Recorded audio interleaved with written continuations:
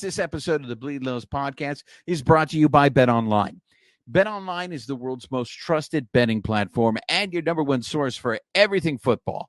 BetOnline has every stat, every matchup, and even live odds and spreads to bet on during the games. So you think you know your stuff? Get in on our 200,000 mega contest and pick 5 games against the spread every week for your chance to win weekly prizes and a share of that $200K.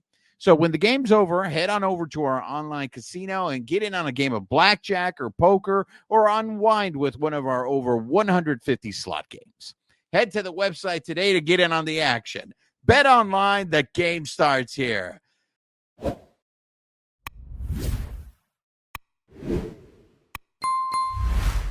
So it was a good weekend at Dodger Stadium as the Dodgers go ahead and take 2 out of 3 from the Cleveland Guardians.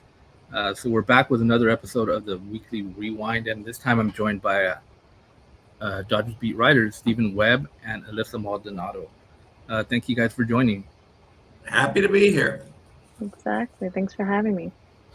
So, like as I mentioned, as we came in, another good series for the Dodgers. They go ahead and take care of a first place team, the Cleveland Guardians, who are playing good baseball, one of the top teams in baseball.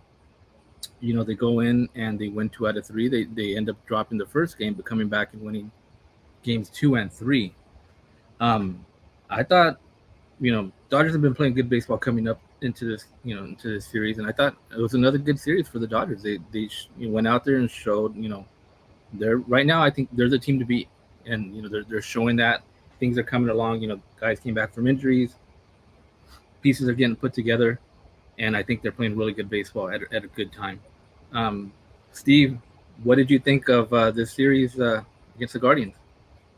Yeah, I think certainly it's more of the same we're getting from the Dodgers now, because it's been a good 3 weeks that they've sort of started. But they really feel like this is the team that we were hoping for all year long that we didn't get, right? I feel like finally, once Muncy came back, once Betts came back, I feel like things were starting to, certainly on the offensive side, come together. We're still not at full strength in pitching, but, you feel like we're really starting to square up a lot of good balls. And they didn't get a ton of offense this weekend, but I mean, the pitching was really good this weekend. I mean, the Guardians are not a slouch team when it comes to their offensive production. And, even the game they lost, they got a very good pitching performance on Landon Knack. So I really liked what I saw pitching wise, and the bullpen was great. Other than, that a couple of home runs in that first game, it was a really solid performance all the way around. Yeah, and that first game too was, we saw a great start from Landon Knack. He just gives up that, he gives up that home run. But the offense didn't kind of show up that game. But it was definitely a winnable game. He kept them in that game. They could have won that game as well. And like you said, it could have been a sweep. Yeah, this is a good Cleveland team. Alyssa, what did you see from this weekend series? Yeah, like you're talking about the loss. I think a big thing just to learn from that is just hitting in situations where we score. I know they had a high hit game, I believe, that game. But other than that, like when Landon Knack comes in and he's pitching great, like the offense just has to step up and help him out. And like we talked about, you're not going to win every game. Don't panic. I think as Dodger fans, we like to freak out when the most happens, especially when we lose a player, which we've been experiencing a lot this year. But I think in the end, I think the Dodgers just have it down. And even when anybody comes into town, the Dodgers are the team to beat. Everyone has this mentality of, it's not like a winning mentality, I would say, compared to the Dodgers. I would say everyone just wants to beat the Dodgers. And in the end, the Dodgers are just facing themselves. So I'm not too concerned. I saw a lot of good hitting, especially after losses, especially after a loss like Friday. And then you come in and you put up numbers on Saturday. And then today you go 4-0. So, yeah, I mean, the pitching just looks great. like you said, we have a lot of injuries and we're not even stacked yet. We don't even have everyone back yet. We're probably going to see Yamamoto this week. I know there's some updates on Glasnow, so that's kind of going to be interesting to see. But yeah, I think after all, taking 2 out of the 3 is pretty impressive, and just to move on forward and just keep winning games and just learning from the losses rather than just kind of like as fans just freaking out when things get tough. Yeah, like you said, I was at the game on Friday. I just gotten there, walking in, you know, new series feeling good, right? And then the news comes out of Gavin Stone, going on the IL, and also that day, friend of the carne asada, Jessica Mendoza, she's covering the team. I saw her upstairs too, and she's like, "How you feeling?" And I'm like, "I was feeling pretty good, like coming to the stadium, but then getting that news, it sucks because Gavin Stone has been having such a good season, and then Andrew Friedman spoke as well." And just seeing Friedman out there talking, he's talking about all the injuries that are going on and have continued to happen.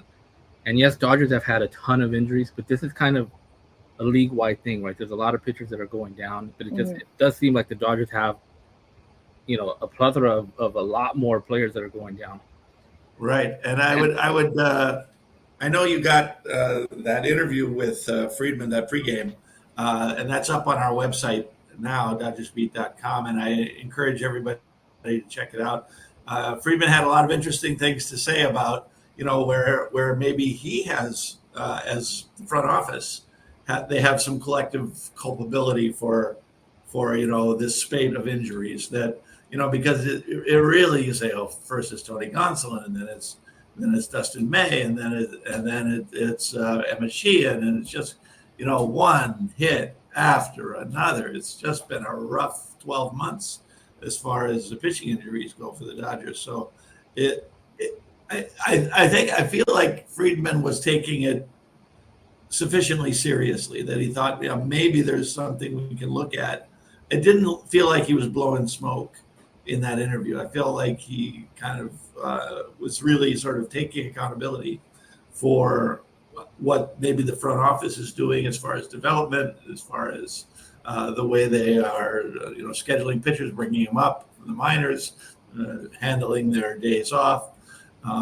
So I encourage anybody who hasn't seen that Friedman interview to go to DodgersBeat.com and check it out. It's there for everybody to look at, and it's a good interview, and I think it gives you a good picture of what the front office is thinking about all these injuries that have come up lately. And now the question is, what are we going to do about all this? It's like a replay of 2023. We're all saying, okay, can we get 3 pitchers that will throw decent innings in the postseason? We'll see. Hopefully, if best case scenario is what? You get a healthy Glasnow, you get a healthy Yamamoto, you maybe get an improved Buehler, a slightly improved Kershaw that gets that toe filled out, get Gavin Stone back, and somehow cobble together something from that mix. Maybe get 3 innings from a guy and 3 innings from another guy, and then call it a day. Or we'll see how they're going to have to get creative, because these guys are not going to be built up to go 6-7 innings. Other than I don't know. We'll have to see. I feel like the only pitcher that I would cross off the list right now is Bobby Miller.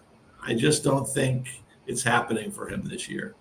And the start down in Anaheim kind of sealed his fate as far as I was concerned. I don't know if you guys have the same opinion, but I think we got to say we're done with Bobby Miller for this year. Give him a year off, give him the off season, see what he comes with in spring training. But I wouldn't want to put Bobby Miller on a field in October.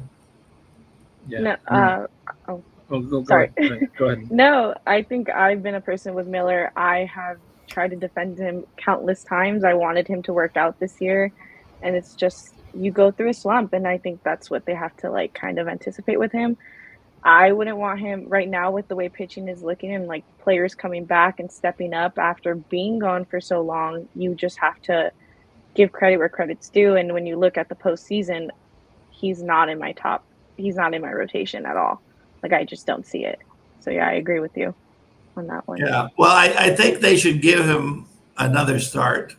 I don't think that start would change my mind much, but I think just given where they are as far as where Kershaw is, where Stone is, the sort of rough last two outings for Roblisky. It feels like Bobby Miller is somebody you can slot in and just roll the dice and see what he throws at the team next time. But I'd give him one or two more starts before everybody's back, because there's really not a lot of other options at this point if you're going to still go with a 5-man rotation. So Yeah, I could see him pitching still in the regular season. Let him, pitch down in Miami. Maybe I think that would be his next start. Would be in Miami, or would it be still here? Yeah. Would it be probably in Miami? Right? Yeah, with Miller, they said he'll still get another start.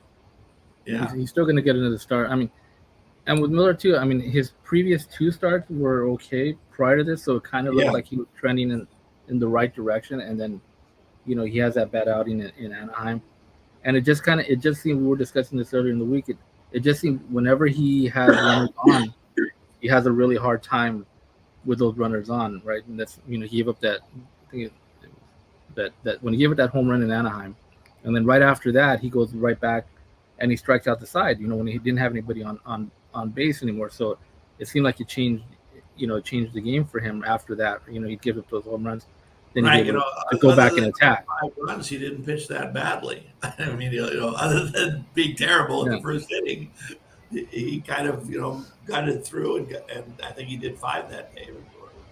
So I mean, Roberts had mentioned too, this for him and for Walker Buehler, this was kind of a runway audition for them to see what they got, to see if they're going to be able to be used in October. And with Bobby Miller, like you said, I think unless he goes out there and something drastically changes and he gets another start, maybe another start, and continues to trend positively, I mean, I don't really see him getting a spot. On the other hand, Walker Buehler, I mean, he hasn't been the Walker Buehler, right? The 2018 Walker Buehler, but he himself says, hey, I'm feeling like my normal self, like how I used to feel on the mound. He's getting towards that. And, he's been pitching better, a lot better than, when he first came back. So he is taking those, those steps towards, I guess, getting, to where he wants to be. But I don't know, what have you seen from Walker Buehler? Well, I'm feeling more positive about Walker Buehler than I am about Miller, certainly. I think, Buehler has his stuff is diminished, but not by a lot, right? And once he sort of locks in on his command, I feel like he's going to be a useful piece for the Dodgers. Like I said, maybe it will be kind of a piggyback situation with another starter. But I could see them getting a solid few innings out of Walker Buehler in a series. So if you went, if you got Glasnow, Yamamoto, Flaherty, and you were up, maybe you're up 2-1 in a game 4. I could see, trying to start Walker Buehler in a game 4. Now, there's going to be more days off, of course, so it won't be back to back to back like you do in the regular season. So there'll be more breathing room but I could see a Buehler being kind of a game 4 starter in a 5-game series. We'll see. Yeah, no, I think with Buehler, it's just after every injury, it's a struggle. Like you just see it with anybody. We saw it with Lux this year coming back from his knee injury. So that was a little bit for me, kind of like I was a little more easy on Buehler than I am with Lux. I kind of give Lux a harder time. So sometimes I do have to remember like pitching's hard. It's not going to be easy coming back. We've seen it multiple times. I'm not too concerned. I think what gets me most is I just want to see more improvements with our pitchers, just like they're advancing rather than like we keep giving them chances and we keep losing games because of it. But then also, then again, we do have pitchers come back, and then I'm a huge offense person, and if offense isn't helping out pitching, then that work just goes to waste. Like they're putting themselves out there, and then offense isn't coming through to win those games. But to me, if they're having a good performance, you can't look at wins and losses. You have to look at what they give during their starts. So, and I think that's what I've been seeing from Buehler, just working on the things that are just kind of tweaking them a little bit. But I do see him in the postseason kind of just, it's that pressure. And I feel like he has that moment coming for him. Just got to see it. Yeah. I mean, I'm hoping I'm not expecting, 2018 Walker Buehler. I mean, I'm hoping he could at least go out there and he'll give him, if he gets a start, he'll get him 5 innings, maybe 6, he gets a good start. If he gives up a couple runs, he keeps him in the game. Something like that. And I think, I think all fans would be happy with that, and Dodge would be happy with that. So, he's got a couple more starts to show where he's going to be at, and we'll go from there. But I wanted to just quickly round back to this Guardian series, because we also saw Shohei Ohtani hit a massive shot today that I think it hit up under the stadium club, and that no one has, I saw tweets that said they never had seen a ball hit kind of in that area. So another massive shot by Shohei. Yeah, no, I couldn't even track it I was watching on TV, and I don't know where that ball went, but I just saw it come down. Yes. So I mean, so he's at 46 home runs, 46 steals. He probably would have had 47, but he got picked off today. It looked like he was probably getting ready to go, but he got picked off. So he's at 46. He's getting closer to 50-50. I think at this point, it's pretty much not, it's something like, okay, when's it going to happen, right? You're not thinking like, well, will it happen? It's kind of like, what day is it going to happen on? When's it going to finally get there? I mean, what are your guys' thoughts on this chase for history for Shohei Ohtani? It's just impressive to watch. Like, I think as a Dodger fan, you're just kind of sitting back and hoping he gets it. Like I'm a sucker for breaking records. I just think he's really fun to watch lately, and I'm just glad it pays off. How much was his contract again? Like so many people who aren't Dodger fans tell me like, oh, they pay all that money, but it just matters about postseason. I'm like, you know what? He's having fun. If he takes that into postseason, I'm glad. I think it's a different change for the dugout. I think them seeing him do that, it kind of helps kind of boost that like, ooh, like I want to be a part of that as well. So I think it's just great for him and great for the whole team in general. Yeah, it's certainly remarkable because you think, we get Ohtani in sort of a half of Ohtani this year, and so he just sort of off the top of his head says, oh, why don't I steal 50 bases this year as well? It's like especially he's basically doubling his biggest stolen base total of any other season. So it's pretty amazing what this guy can do.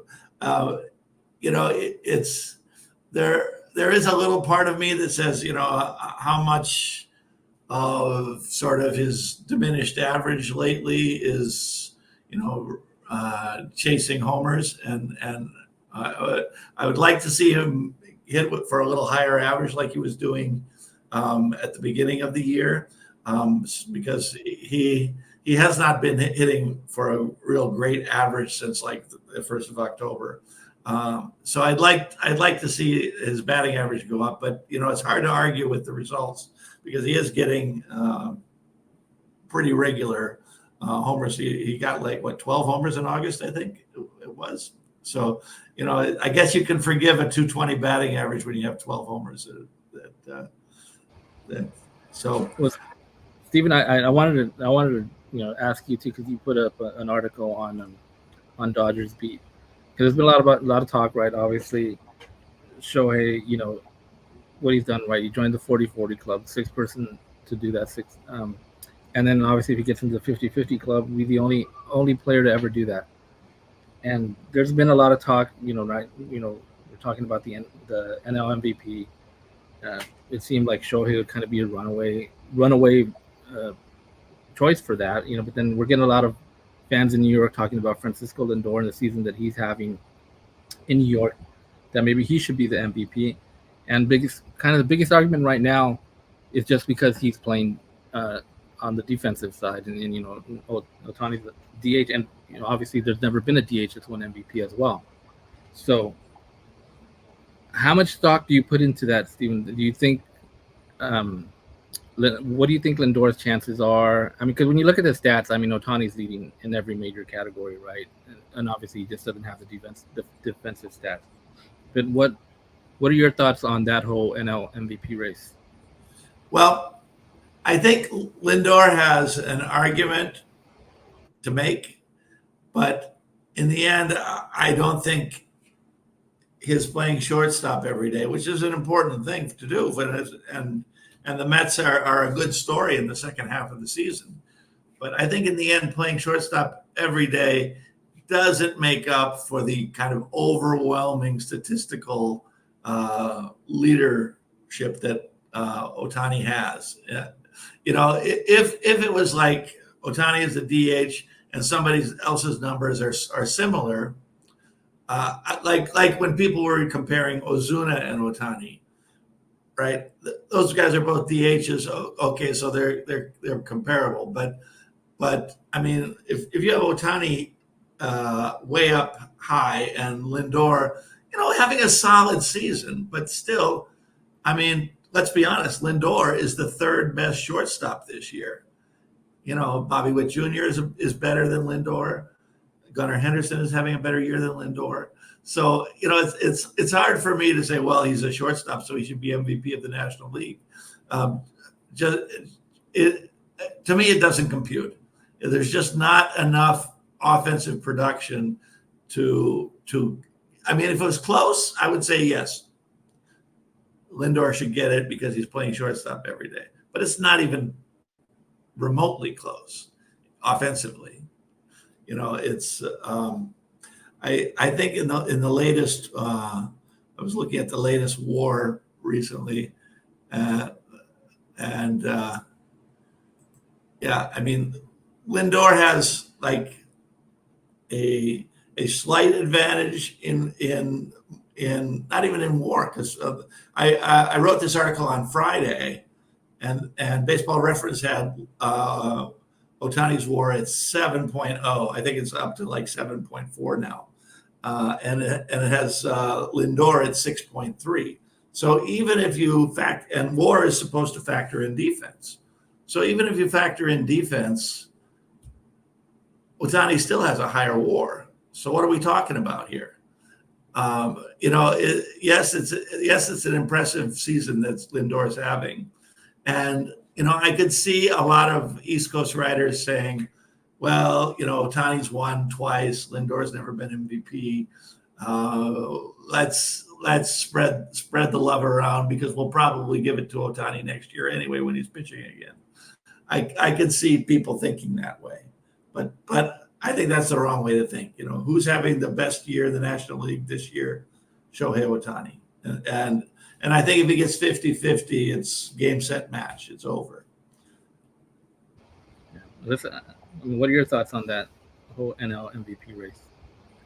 Yeah, I have to agree with Steve. I think with Ohtani just being the way he is, and you have to remember he had surgery over the break. Like it's tough to come by, and the athleticism you need to have to just hit 50, to go over 50 bombs and to steal. He's 50 technically bases. a rehabbing pitcher at this point, right? He's rehabbing before every game.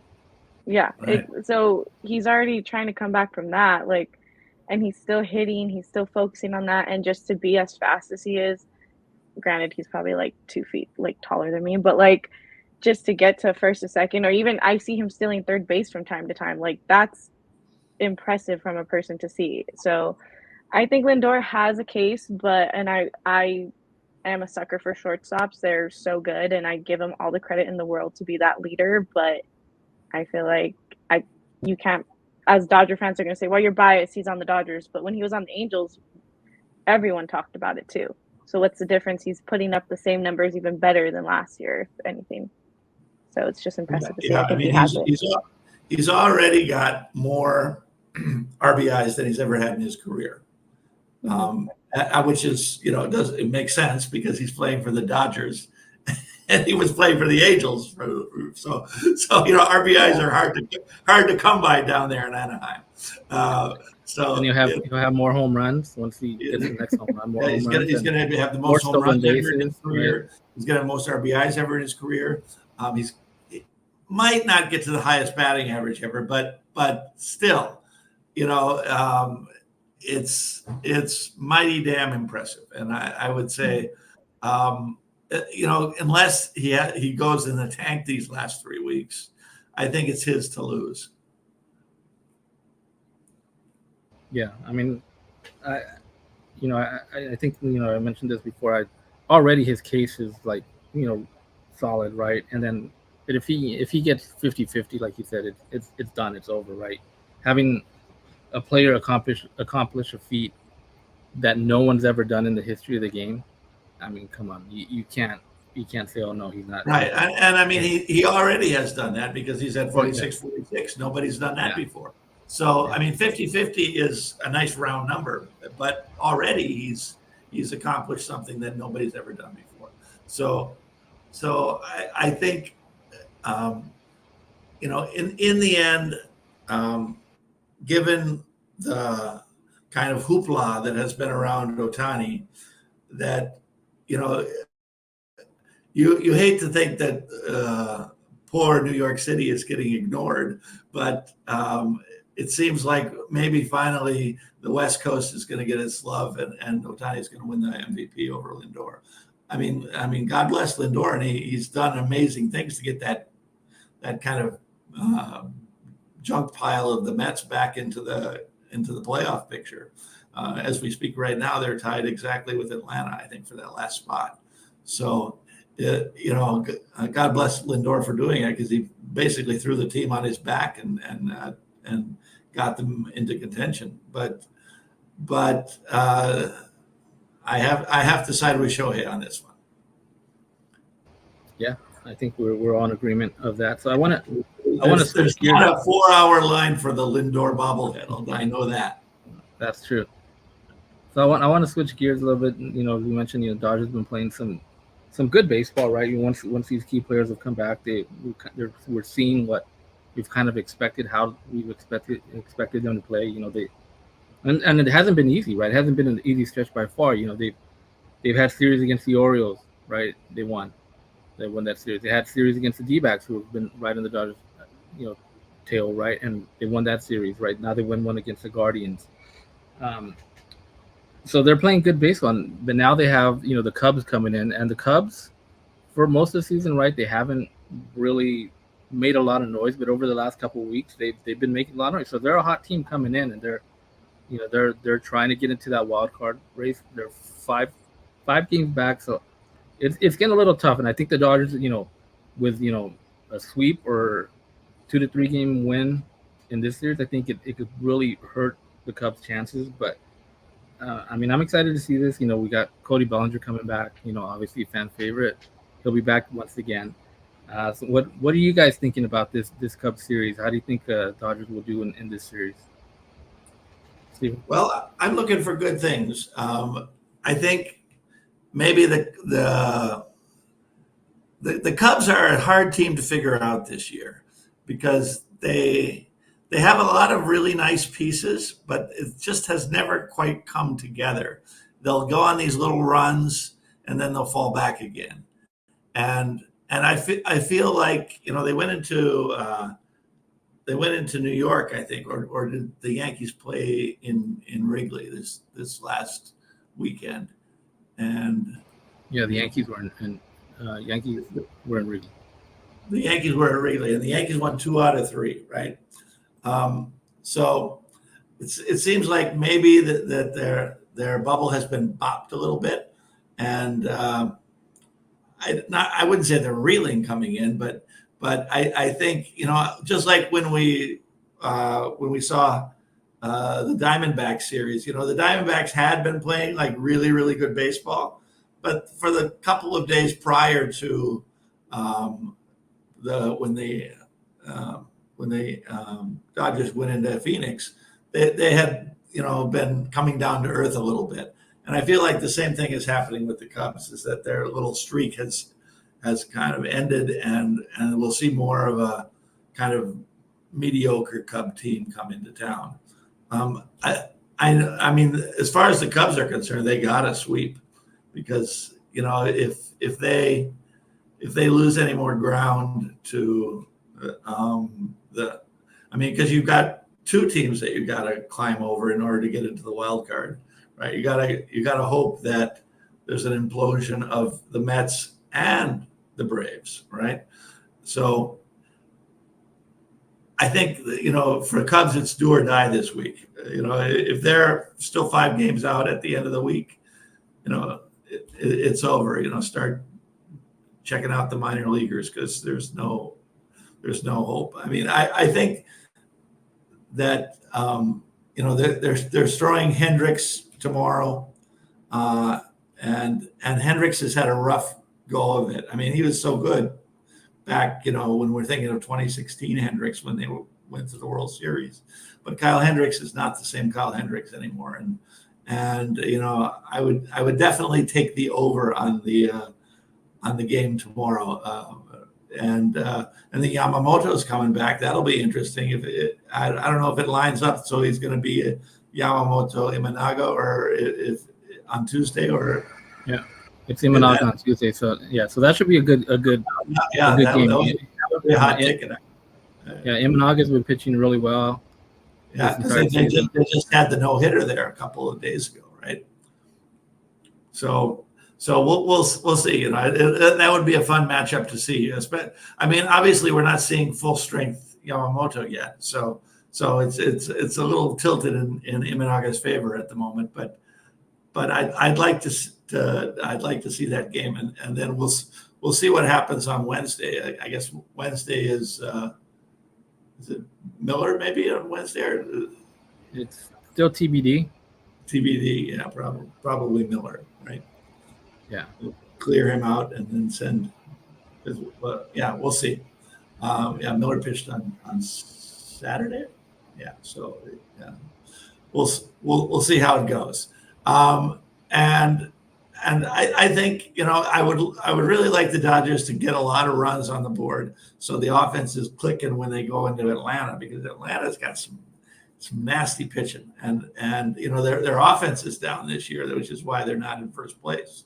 But their pitching in Atlanta is, obviously Chris Sale's probably going to win the Cy Young this year, and they don't have Spencer Strider, but they still have a lot of good arms there. Max Fried probably will see him.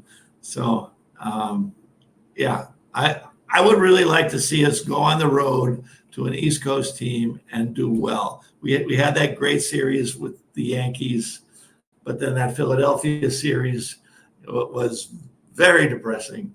And so I'd like to see us kind of wash that out and go to an East Coast contender and get 2 out of 3 from them. So I'm looking ahead a little bit, but I'd like the Cubs series to be a little warm up to that. So what are you looking forward to in this, or what are you expecting from this Cubs series? Well, like Steve was saying, the Cubs had the Yankees over this weekend, and they took 1 game, and that's enough for me to be like, well, they believe. I think this season they took 2 from the Dodgers in the beginning of the season, so it's kind of, it could go either way. The Dodgers could win 2, they could win all 3, but at the same time, I'm not going to be shocked if we go 1 and 2 because of just either it's pitching, it's hitting, like we were talking about earlier. If it's not one, it's the other. If pitching's on, hitting's not on. If hitting's on, pitching's kind of struggling. And especially since we have players coming back, they need to have performances like Jack Flaherty had today. I mean, when's the last time we've seen pitchers go over 7 innings? And that's impressive. Like, we need to start having that mentality of our starting pitching to go into those deep innings and kind of giving our bullpen a rest. And I think last week Alex Vesia said, like, it was like it turned, I forgot who started, but it ended up being a bullpen game and they just stepped up, and Vesia, I think he said, like, we have some dogs in the bullpen, but it can't be like that all the time. So it's good. I want to see more of our starting pitchers going deep into it. It's going to be interesting, especially since Yamamoto's coming back from the injury. So, but also I believe Hernandez is supposed to be I think he's coming back tomorrow, but it's still kind of day to day with him. So that was also a relief to hear that he's not going to be on the IL, that his foot injury is actually not as bad as they thought. So I think he's a big part of the lineup, and I think it's just getting those key hits, and I think he's a big part of that. Yeah, and I totally, when we're talking about the Guardian series, I forgot to mention the start that Flaherty gave them, right? He got into the eighth inning. I mean, Dodgers need that. That's something that we haven't seen in a long time, but it's good to get I'll take seven innings. If they get into the eighth, even better, right? It, like you mentioned, the bullpen, they've been doing pretty good as well, but they need to be well rested. They can't be running out, covering 7 innings one game and then 5 the next game and then 7 again, right? Like kind of like that series in Arizona, right? When Kershaw went out, they had to cover 7 innings there, and then they had the other game with Robolewski where they had to keep Robolewski in there to give him something because they couldn't go back a day later to go and get 7 innings again. So, but Flaherty stepped it up today, and to me that's really encouraging to see that, because now if you get Tyler, we'll get into some of the health updates. Tyler Glasnow, he threw off the mound. Was it yesterday? I believe it was yesterday. So he threw off the mound. So he's coming back. He's going to have, that pen was kind of a light pen just to get him on a mound, because he hadn't been on the mound for a while. He's going to have, I believe it's one on Tuesday, and that one's supposed to be more aggressive. So how he comes out of that one is that's kind of what they're waiting for, because once he comes out of that one, then they'll start getting into the simulated games and then kind of start getting him hopefully in some games before the end of the season.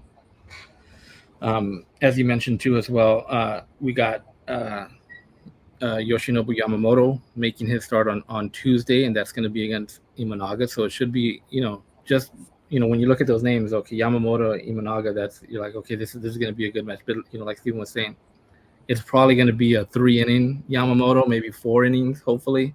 If he does really, really good, maybe to get him into the 5th, right? But I doubt, they'd let him go that far. But yeah, some of these injuries are, they're coming back. Stone, there was another update on him. He is not going to pick up a ball for like 10 days. And that's kind of, Dave Roberts reiterated that today. They're kind of just letting him lay low. So he's a little bit more concerning to me because, 10 days out from now, we're going to be getting towards the last, 10 days in September when he comes back or so. So, I mean, that to me is a little iffy. I don't know if we're going to see Gavin Stone back again, because even maybe like, if they get, a couple rounds into the postseason, then that's probably what they're kind of eyeing. But in the regular season, I don't think we're going to see him again. Right. Oh, and this is why it's so critical for the Dodgers to get the 1 or 2 seed, right?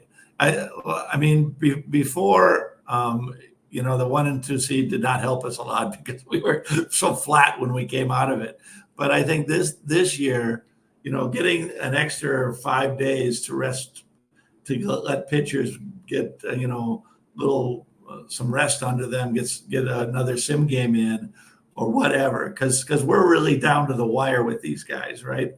Whether it's Yamamoto or Glasnow or Kershaw or Stone. I mean, there's 4 pitchers right there that are out of the rotation that have to be built back up, and if we win that 1st or 2nd seed, we get the bye for a weekend, and it's an extra 5 days for that to happen.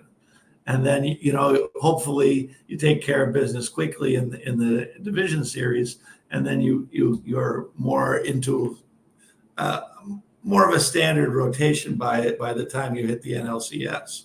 But that's there's a lot of ifs and maybes in that scenario. So I think you got to keep your eye on the rearview mirror and make sure Milwaukee's not catching you for those top 2 seeds, because I think it's critical this year that they get that first or second seed. First seed would be preferable, of course. We don't want to go to Citizens Bank Park if we don't have to. Yeah, I mean, and just the way, like we mentioned, with Yamamoto back, Glasnow looks like he'll be back. I'm feeling, a lot better, in a postseason rotation that's featuring, Flaherty, Yamamoto, Glasnow, and then, like we said, you got a Walker Buehler. We don't know where Kershaw will be able to contribute as well. But now, with those 3 guys right there, you're feeling a lot better than if you had to go, okay, we'll go with Flaherty, and then you got to go with, Walker Buehler and Bobby Miller out of necessity, right? So now you're feeling that rotation for the playoffs. For me, it's a lot more okay. I like the way this rotation is headed. So what are you thinking about a postseason rotation like that? Yeah, I feel a little more confident with that. I know we discussed Miller not being in that, so I'm not even going to touch on that. But I feel like it's more on just getting through their innings, kind of just having that control of the strike zone. Because I feel like once we get out of that, once we start throwing wild pitches or just not letting hitters kind of swing at the ball, I feel like a lot more now everyone's like, well, it's about movement, it's about speed and all these things. But in reality, it's just hit your spots, let your defense work for you. Kind of, I feel like with pitching, we're kind of younger, but with like all the injuries, it just feels, I'm more optimistic with it than I have been in the past years. I feel like our pitching has been better, but it's just getting through those injuries. So just kind of like Steve said, having those breaks, having those days off will pay off for them big time. Yeah, and if you're confident of getting a bye in that first round, you can pitch Glasnow on the last day to get him some work in. You can throw your starters all the way up until game 162. Whereas if you know that you're going to go into a weekend wildcard series, you have to really kind of dial back on that. This is what scares me: is are these guys going to be built up enough by the 1st of October? I don't want to make any predictions, but I suppose we'll get something out of all of them. But what we're going to get is the question. I don't count on any of them for. I mean, I would say right now you'd have to say Jack Flaherty is your game 1 starter, because he is the one who's shown as he did today, and this hasn't been always true, because Flaherty's starts previous for the Dodgers have not been that long, but he got deep into the game, and man, I mean, Roger, you mentioned it, but I have not seen Jack Flaherty pitch that well. I don't know if ever. That was like spectacular what he did today. I suppose if you go back to his St. Louis days, he had a start in there that was that good. But boy, that was a good start. Like 2 years ago, I believe. Yeah. 3 years ago. I think it was 21. Yeah. And he had his share of good starts in Detroit, but nobody knows about those. Yeah. So yeah, I mean, so like we mentioned, those guys coming back from injury. A couple other guys, Brusdar Graterol. Robertson mentioned maybe he could have been activated today, so I'm probably be getting activated. I expect probably maybe tomorrow for Monday's game, and probably I'd see maybe Nick Ramirez probably going back down, having Brusdar, and Teoscar Hernandez, who got hit by a pitch the other day on his foot, and it looked pretty scary, right? Pretty bad. He left on a walking boot. He couldn't even really walk on his own off the field, but. He spoke the other day saying, he's good, bruising and stuff, and he's trying to get back. So maybe we'll see him maybe by Tuesday. So that's not going to be something that we have to worry about going forward, losing him. Because, if we would have lost him at that moment, probably would have been, for the rest of this season. So that's a good note there, and he should be back. But I think we're gonna start wrapping this up. Anything else? Any closing comments from you guys? Just really excited for Graterol to come back. I'm a personal fan of him. I love that guy. I love the energy he brings. And we should give some more love to Michael Kopech, because man, he has been all the Dodgers could have hoped for. He pitched another scoreless inning on did he pitch today? Today's game. Yeah, he came in with one out. He picked up for Flaherty. Yeah, he picked up Flaherty, and man, I think the thing about Graterol, which you love, is you love he can bring the heat, but he doesn't have the swing and miss that Kopech has. So that's the thing. The Graterol always induces sort of weak contact, but sometimes you don't need weak contact. You need a strikeout, and it seems like with Kopech, we finally have our new Kenley Jansen, who can really just lock it down, and strike one, strike two, strike three, you're out. That's I think Kopech is going to be a very key piece going forward for sure. Yeah, this is a discussion for another day, but I still was kind of hoping they kind of put him in that closer role, but it kind of looks like they're kind of still using him in anywhere from the 7th, 8th, or 9th, kind of just that fireman role, kind of just put out the fire. They need somebody, but yeah, I mean, right. I tend to agree with you that I'd like to see him in the 9th, and I'd feel a lot more confident. Phillips, like I said, a story for another day, but sometimes Phillips makes me nervous. Yeah, but Kopech, since he's been, I love that swing and miss stuff. Like you want your pitcher to go out there and just throw heat, and he works pretty fast, right? He'll get a strikeout, 3-4 pitches, right, and it's done, right? Just they come up, and I love seeing that, and that's what a closer does, right? You look at some of these top closers in Class A, right, from the Guardians. Goes out there, does his business really quick, right? Friday night, boy, that was something. So don't mess around with the man of Class A. You better be ahead in the 9th inning against the Guardians. I'll tell you. Exactly. So then, I'm hoping that's Michael Kopech. That especially like in the postseason, right? You need to close this game out. Here comes Kopech, closes it out. Yeah, he's been pretty much that. He had that one bad outing, and when we blew that big lead, a couple weeks ago, right? Yeah. But other than that, I think it's all zeros, right? Yeah.